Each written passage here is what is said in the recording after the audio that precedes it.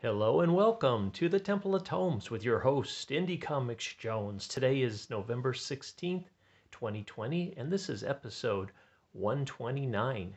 Today we're going to take a look at Carson of Venus. The arc is called The Flames Beyond, and this is a 3-issue arc. I have all 3 issues here. Recently read them. They came out a while ago. I'm just kind of getting around to a lot of stuff because I got a whole bunch of comics at that time all at once, trades and such. So I have been enjoying a lot of the American mythology productions, and of course this is one of them. This one is from the Edgar Rice Burroughs universe. However, it's not an original Edgar Rice Burroughs story. It's just based on the character Carson of Venus. His counterpart is John Carter of Mars, if you're familiar with that. He was supposed to meet up with John Carter, and somehow his spaceship ended up on Venus in another story that was very good. That was, I think it was written by Len Wein, was the comic on that, but that was actually the adaptation, I believe, of the regular Edgar Rice Burroughs story, so it was very good. This one, unfortunately, I can't say the same about. The first 2 issues were rather dull, and the art in it is just very pedestrian. I didn't really enjoy it that much. Here you can take a look at all 3 covers all at once here. Yeah, so I wasn't anything really stunning art-wise, which is a big disappointment because I'd really liked everything I've read from American mythology productions a lot so far. So this was just okay. Nothing great. And I'll give you a little hint of what some of the art looks like. The writer on these is Christopher Paul Carey. The art was done by Cyrus Mescara, or Mesarkia, I'm not sure. And Bees Studios did the coloring. And it's kind of the story of Carson. He's already been on Venus for quite some time. He's invented some kind of aeroplane that's allowing him to fly around in the areas on Venus. I believe the continent's called Omtor, if I'm not mistaken. And he basically gets attacked by a city of bird people, makes friends with them. Then he goes to a city of fish people, makes friends with them. It just kind of goes on like that a little bit. But surprisingly, the 3rd issue gets pretty good. I was like, wow, we finally meet the main villain after kind of just wandering around, not accomplishing much, not building too much.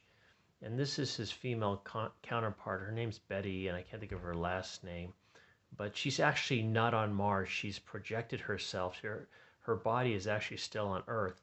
So Carson has the ability to project himself in the location and actually make multiples of himself, while she's able to project herself to a different area totally. So that was kind of a little twist that they built into it that we finally kind of discover at the end of the 2nd issue. But you can see, like, here's the beginning of the 3rd. The art's nothing really that fantastic. It's okay. The drawing, the people are drawn just well enough. Nothing too exciting, but the story did pick up, so I have to give them that. Suddenly they're doing like car races in these cars that have kind of a 40s, 50s style to them. It just goes all over. They're in airplanes, they're in cars. It's not till this one villain shows up does the story really kind of picks up, and he wants to create a whole army of clones of Carson so that he can take over the world, basically, or Venus, I should say. And he had tricked Carson into believing he was going to make this army so he could go to back to Earth and stop World War II from happening after he showed him a projection of the future. So you can see the art is nothing really that good, but the story did pick up. It got more interesting at the end, so I'll give him that much. Now then they're on motorcycles, so they use like every kind of known, here's a rocket ship, every known kind of transport known to man, and overall it ends with a high note, so to speak. So we get some previews for other American mythology, Princess of Venus. Here's a Princess of Venus. I don't think I've read any of these yet. I think there's a couple of those out. So I can't give you a heads up on that. Moon Maid, Catacombs. I haven't read any Moon Maid. Zorro, Swords of Hell. I have not read that either. And they gave us a little preview of it.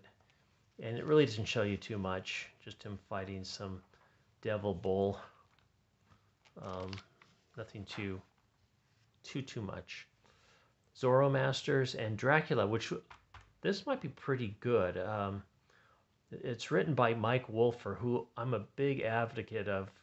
He did some of the American mythology comics that I've really enjoyed. He's got a long career of doing sci-fi, horror, fantasy, and he really knocked it out of the park on the Monster Men, which is what I'm reading currently. And the one that I just finished before, I can't even think what it was called. I'm trying to blank. I just did a review on it the other day. But he has done a little bit of work, a lot of work with American mythology, and he's continuing to put other things out. So I'm looking forward to picking those up in the future. In fact, I had to make a list of the ones that I saw that were previews in here for ones that I've perhaps missed as well. So not a recommend, unfortunately.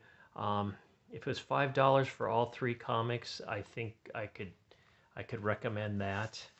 But as it stands, it just wasn't. Just the first 2 issues were just not compelling enough to really make the whole thing fly like I would like to have seen. So anyway, I appreciate you stopping by the Temple of Tomes once again. Please like, please subscribe, please leave comments. If you dislike, tell me why. And as always, this is Indie Comics Jones bidding you adieu.